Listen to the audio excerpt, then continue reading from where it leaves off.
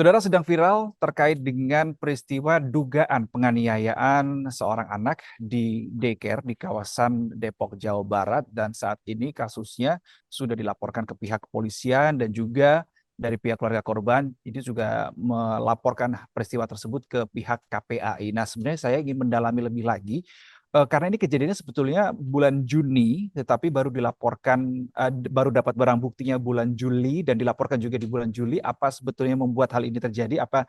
Mengapa ada jeda waktu seperti itu? Saya ingin dalami lebih lagi bersama dengan Leon Maulana Mirza Pasha yang juga merupakan pengacara keluarga korban. Mas Leon, apa kabar, Mas? Ya, baik, Mas Reno.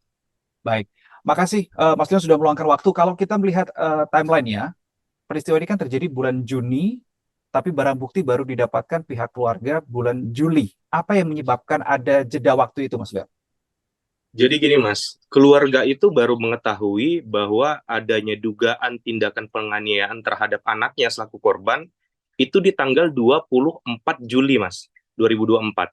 Jadi, guru dari sekolahan tersebut menghubungi klien kami Mhm. bahwa menghubungi dan mendatangi rumah klien kami, memberikan penjelasan bahwa anak dari klien kami mengalami uh, dugaan penganiayaan fisik oleh terduga owner dari daycare tersebut. Mhm. Kemudian ditunjukkanlah kepada orang tua korban ada rekaman CCTV juga yang menunjukkan penganiayaan tersebut, Mas. Nah, kenapa kemudian di tanggal 29 akhirnya menempuh langkah hukum, tapi sebelum ke situ, jadi di rekaman itu, Mas, kejadiannya itu kan 10 Juni 2024.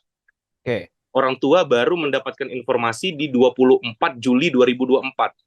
betul. Ini sebenarnya juga jadi pertanyaan dari beberapa teman lainnya, rekan media lainnya, kenapa ada tenggang waktu selama sebulan untuk si guru ini memberitahukan kepada orang tua gitu, Mas. Apa alasannya itu?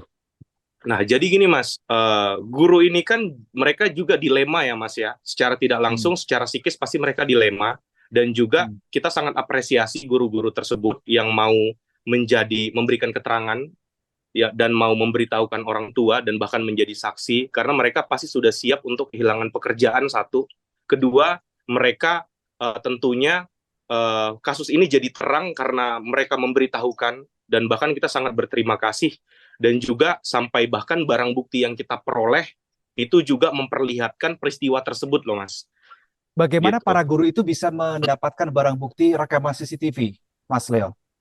Nah, terkait detailnya mungkin itu nanti keterangannya akan diberikan oleh pihak guru di kepolisian, Mas ya. Saat ini saya belum bisa Mhm. sampaikan di media publik terkait dengan rekaman CCTV tersebut. Tapi yang jelas terkait dengan rekaman CCTV tersebut, kami juga berharap pihak kepolisian agar segera mengambil rekamannya, Mas. Gitu Hmm. loh. Tapi keabsahannya, keasliannya bisa dipastikan itu terjamin, Mas Leon, dari pihak kuasa hukum. Kami bisa menjamin bahwa rekaman itu tidak dibuat, bukan rekaman Hmm. yang dibuat ya, karena kalau untuk membuat rekaman yang mengarah kepada penyiksaan terhadap anak sangat ironis dan Mhm. tragis, tentu kami tidak Hmm. akan melakukan hal itu. Dan juga kalau memang ada pihak yang menyatakan bahwa rekaman itu palsu dan lain sebagainya, rekayasa, ya silahkan kan ada lembaga resminya, bisa di forensik juga di kepolisian, apakah Hmm. video itu editing atau memang video asli gitu, Mas.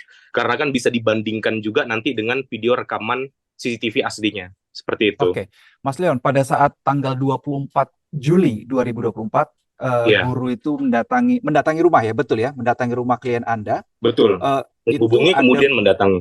menghubungi kemudian mendatangi. Itu ada Iya. berapa orang yang kemudian datang ke rumah dan itu pada saat itu terjadi komunikasi yang seperti apa? Mungkin bisa didetailkan juga, Mas Leon. Untuk sebenarnya kita untuk menjaga ya, Mas ya, untuk Hmm. menjaga saksi juga, kami tidak akan menyebutkan berapa orangnya, Hmm. tapi yang jelas itu merupakan guru dari sekolah tersebut, menjelaskan kronologisnya bahwa terdapat dugaan penganiayaan, dan kemudian orang tua juga kenapa tanggal 29 Juli baru melaporkan karena memang membutuhkan keterangan lebih lanjut, Mas. Jadi ada tenggang waktu sampai dengan pelaporan mengumpulkan bukti, mencari keterangan dan lain sebagainya sampai akhirnya matang dan baru membuat laporan polisi. Nah, kalau terkait Tapi dengan lebih dari jumlahnya satu atau tidak hanya bisa satu orang sebutkan. saja, Mas, yang mendatangi rumah klien Anda di tanggal 24 Juli itu? Kami tidak bisa sebutkan jumlahnya karena untuk keamanan dari saksi. Seperti itu. Oh, oke. Kejadian tanggal 10 Juni, pengakuan klien Anda kepada Anda sejauh ini yang Anda dapatkan begitu, ini kan mengalami dugaan penganiayaan. Berarti setidaknya saya membayangkan ada, kalaupun ini memang ini penganiayaan, ada dalam tanda kutip jejak, ada kekerasan di situ, entah memar, entah luka atau apapun itu. Nah, ini ditemukan tidak oleh pihak orang tua di tanggal 10 Juni itu? Apakah Iya. tidak ada kecurigaan saat itu atau seperti apa? Ada, Mas. Jadi berdasarkan keterangan klien kami juga dengan bukti yang diberikan ke kami bahwa pada tanggal 10 Juni pada saat orang tua kami menjemput orang tua dari korban, klien kami Hmm. menjemput anaknya, itu anak dalam kondisi demam, Mas. Jadi memang anak itu demam, batuk, dan pilek juga. Sesampainya di rumah, kemudian orang Pada tua saat hari itu menemui berada di daycare, hari itu datang tanggal 10 Juni itu demam tidak? Atau demamnya setelah pulang? dalam keadaan demam. Memang Oke. anak itu sedang batuk pilek, kemudian pulangnya Hmm. demamnya semakin parah, gitu, Mas. Sesampainya di rumah, ketika ketika hendak menggantikan baju anaknya, ditemukan ada luka lebam di bagian depan, di bagian dada dan punggung dari Hmm. korban. Kemudian orang tua masih positive thinking karena pikirnya apa karena demam kemudian jadi memar biru ke badan. Tapi kemudian orang tua juga menghubungi eh, pihak pihak pihak daycare melalui WhatsApp resminya, Hmm. dan di situ pihak daycare menyampaikan tidak ada hal-hal yang mengarah kepada anak itu jatuh, anak itu dipukul atau lain sebagainya di sekolahan tersebut. Tidak ada kejadian apapun di sekolah yang menyebabkan anak tersebut luka, gitu loh. Hmm. Kemudian dibawalah ke dokter, Mas, karena memang Hmm. kan anak itu posisinya sedang sakit. Hmm. Kemudian dokter menganjurkan untuk dilakukan cek darah. Apakah memang Oke. ini kemudian pecah pembuluh darah di dalam karena sakit, demam lain sebagainya, atau memang karena ada tekanan benda tumpul dari luar gitu loh. Nah, Hmm. kemudian dokter menyampaikan hasil cek lab bagus, tidak ada hasil yang mengarah bahwa itu karena penyakit, dan Hmm. juga mengindikasikan bahwa ya itu tekanan dari luar sehingga menyebabkan luka gitu. Dan Oke, hasil baru periksa itu uh, sampai dengan saat ini masih disimpan oleh pihak oleh klien Anda atau mungkin Anda sebagai bukti pemeriksaan awal? untuk bukti pemeriksaan awal tentunya berdasarkan hasil visum dari Hmm. kepolisian sudah dilakukan, dan Hmm. juga untuk terkait dengan dokter kami sedang berusaha mengkomunikasikan agar dokter yang bersangkutan juga sebagai ahli dapat memberikan keterangan, Mas. Oke, saya sebelum lari ke tanggal 29 Juli ya, ketika dilaporkan ke pihak polisian, saya masih ingin mendalami tanggal 10 Juni itu. Ketika ada diduga ada penganiayaan di tanggal 10 Juni itu, dalam rentang waktu 10 Juni sampai dengan bulan Juli ini, si anak masih masuk sekolah di daycare itu atau sudah vakum, tidak masuk sama sekali? Karena belum ada bukti pada saat itu masih berjalan, Mas. Dan Hmm. anak itu hitungannya baru, dia di daycare itu baru 2 bulan, Mas. Oh, oke, baru 2 bulan, Uh, berarti baru setidaknya dua baru bulan, bulan April ya, ya sekitar April April lah, Mei ya. Hmm, hmm, ya hmm, hmm. April Mei. Oke, kemudian setelah tanggal 10 Juni masih masuk terus. Sampai dengan hari ini masih masuk atau bagaimana? Setelah mendapatkan informasi di tanggal 24 itu sudah tidak, Mas. Oh, oke. Setelah Iya, ada informasi. mendapatkan barang bukti dan Betul, seterusnya begitu ya. betul. Karena Hmm. orang tua juga baru mengetahui anaknya mengalami penganiayaan, dugaan penganiayaan itu Mhm. di tanggal 24. Setelah itu langsung di-stop. Seperti itu, Oh, Mas. oke. Setelah mendapatkan bukti dan juga mendapatkan laporan, ada tidak sebelum melaporkan ke pihak kepolisian, ada tidak upaya dari pihak klien Anda untuk mencoba memintai keterangan dari pihak daycare, meminta konfirmasi terkait dengan hal itu? Kalau kita, Mas, jujur, awalnya di tanggal 24 setelah mendapatkan informasi, orang tua shock. Orang tua juga karena mereka bukan orang yang di bidang hukum dan tidak mengerti hal-hal seperti yang Mas sampaikan tadi. Jadi mereka Hmm. lebih preventif kemudian mereka dengan bukti yang ada melaporkan ke pihak polisian secara langsung. Jadi saat ini terkait dengan komunikasi dengan pihak daycare maupun pemilik dari daycare yang selaku terduga inisial MI, itu udah pihak polisian yang mengkoordinasikan, Mas. Oke, berarti langkah awalnya tadi ketika tahu adalah memprotek si anak dulu ya, karena usia Betul, masih keamanan dua anak nomor tahun ya. satu, Mas. Kalau informasi yang ini ya, 2 tahun dulu Betul, usianya ya. 2 tahun, Mas. Oke, setelah dilaporkan kepada pihak polisian tanggal 29 Juli, ini berarti baru 2 hari yang lalu. Kemudian follow up-nya sampai dengan saat ini 31 Juli 2024, seperti apa, Mas Leon? Update-nya? Mungkin saya agak sedikit menambahkan terkait dengan KPAI, Mas ya. Kami Oke, sangat ya, ya. bersyukur karena pada tanggal 30 kan kami melakukan pengaduan ya, Mas ya. Tanggal 29 itu kan laporan polisi dibuat, tanggal 30 kita minta perlindungan kepada KPAI, kita minta pengawasan, atensi, dan perlindungan hukum lah, Mas. Nah, di tanggal 30 malamnya, itu pihak kepolisian dari unit PPA, Perlindungan Anak, itu langsung mengkonfirmasi dan menghubungi untuk menindaklanjuti kasus ini, Mas. Sampai dengan kita mendapatkan panggilan secara informal untuk hari ini dilakukan pemeriksaan, seperti itu. Panggilan Jadi informal ini perkaranya dalam bentuk apa berarti? Telepon, chat, atau WhatsApp, seperti apa? Oh, WhatsApp, WhatsApp. Mas. Dihubungi melalui WhatsApp. Belum Gitu. ada surat undangan secara resmi dari pihak Polres Depok? Belum. Maka dari itu, karena setahu kita, Mas, dari tenggang waktu laporan sampai dengan ditunjuk unit untuk SP2HP kan biasa 1 minggu ya, ada disposisi ya di situ ya. Nah, ini kan rentang waktunya sangat cepat. 29, kemudian di tanggal 30 dipanggil informal untuk dilakukan pemeriksaan. Yang kita ingin tahu, apakah sudah ada SP2HP penunjukan untuk dilakukan penyelidikan. Kalau memang sudah ada SP2HP-nya, kita minta undangan resmi. Itu sebenarnya, Mas, tujuan kita. Karena kan kita Berarti perlu undangan dasar yang hari ini, jelas.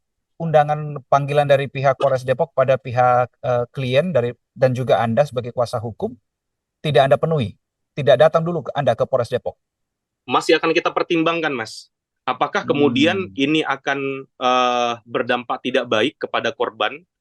Karena kita kan namanya intervensi, kita harus menduga, Mas. Intervensi bisa dari mana saja, tapi kita harus proteksi hal itu untuk menjaga keamanan dan perlindungan kepada korban dan orang tua korban, gitu, Mas. Memang dugaan atau ketakutan intervensi seperti apa yang Anda bayangkan sebagai kuasa hukum?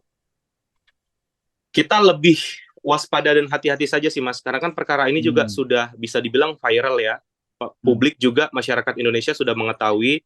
Sebenarnya dengan masyarakat mengetahui secara luas, harapan kami kasus ini dapat diusut tuntas dengan cepat. Tapi kan namanya hal-hal di luar itu semua, entah itu ada intervensi atau apapun itu, kita tidak mengetahui, kita spekulatif, tapi kita harus proteksi bahwa korban aman, keluarga aman, gitu sih, Mas.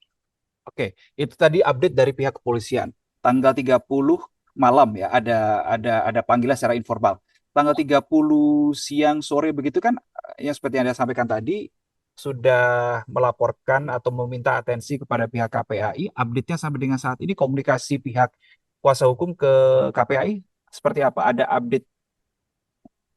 Untuk dari KPAI, mereka menyampaikan, Mas, kebetulan kan kemarin kita diterima baik, disambut baik langsung dengan Ibu Komisioner KPAI, Ibu Dian Sasmita langsung, Mas. Apabila memang terjadi hambatan ataupun ada dugaan intervensi atau apapun itu terhadap perkara ini, kami akan bersurat langsung kepada Polres Depok seperti itu, Mas. Oh, Jadi untuk baik. saat ini mereka melakukan pengawasan, Mas, sifatnya. Oke. Berarti komunikasi sudah terjalin ya dengan pihak KPAI. Sudah Mas terjalin, Leon, Mas. saya juga ingin tahu kondisi korban masih berusia 2 tahun sampai dengan saat ini kondisinya bagaimana? Apakah ada traumatik tersendiri atau apa? Kita ketahui, Mas, namanya anak masih kecil ya, masih 2 tahun, mengalami tindakan kekerasan, pasti itu akan traumatik kepada psikisnya. Untuk sejauh ini, anak korban apabila bertemu dengan orang halayak ramai, dia ketakutan, Mas. Lebih takut dan menangis gitu loh. Jadi kita juga khawatir karena kan belum bisa berbicara dengan baik. Makanya juga kemarin dari Komisioner KPAI, berdasarkan pengaduan kita juga, kita diarahkan untuk ke UPT PPA untuk melakukan konseling, dan di sana juga ada pendampingan, Mas, untuk agar psikologis anak dipulihkan gitu loh, Mas. Oh, oke. Berarti kasusnya berjalan, tetapi juga untuk pemulihan apa yang namanya trauma healing ya, trauma healing Iya, pada sang anak ini itu juga yang juga kita jalan utamakan, ya. Mas. Iya, betul. Oke, Mas. Yang saya baca juga informasi perkembangan terbarunya di daycare tersebut tidak hanya korban yang merupakan klien Anda saat ini saja, tetapi ada beberapa korban lain. Betulkah itu, Mas? Anda juga mendengar kabar itu? Untuk korban lainnya yang seperti saya sampaikan, Mas, dugaan tindakan yang dilakukan itu ada dan terjadi, Mhm. dan juga seperti yang saya sampaikan akan ada kemungkinan akan terus bertambah orang yang akan speak up terkait dengan permasalahan ini, karena saat ini juga yang akan memberikan kuasa ke kita ada satu orang lagi, Mas, dan juga di Di beberapa luar dari yang media sekarang ya berarti ya.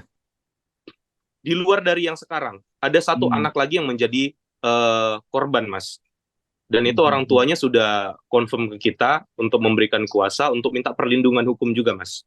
Seperti Buktinya pun itu. juga sudah dikantongi oleh pihak Buktinya orang tua juga itu. sudah kita pegang. Tapi untuk Hmm. saat ini terkait dengan korban yang baru, itu kita memang karena belum diberikan kuasa, belum ada pelaporan juga, Mas. Terduga pelakunya sama? Terduga pelakunya sama, MI tetap ya. tetap inisial MI, Mas. Oke, baik. Kita akan terus nantikan Mas Leon bagaimana nanti perkembangannya, bagaimana perkembangan di jalur hukum, kemudian dari segi pemulihan kondisi anak secara psikis utamanya ini tentu menjadi atensi kita bersama. Mas Leon Maulana, terima kasih untuk waktu dan juga wawancaranya pada kesempatan kali ini. Kita nantikan perkembangan terbarunya, Mas Leon. Terima kasih. Selamat siang. Baik, terima kasih. Dan Selamat siang, Mas Roni. baik, terima kasih. Bagaimana menurut Anda, Saudara? Jangan lupa untuk memberikan opini. Kalau ingin Anda juga memberikan komentar, silakan berikan komen Anda di kolom komentar. Saya Reno Reksa. Salam SCTV.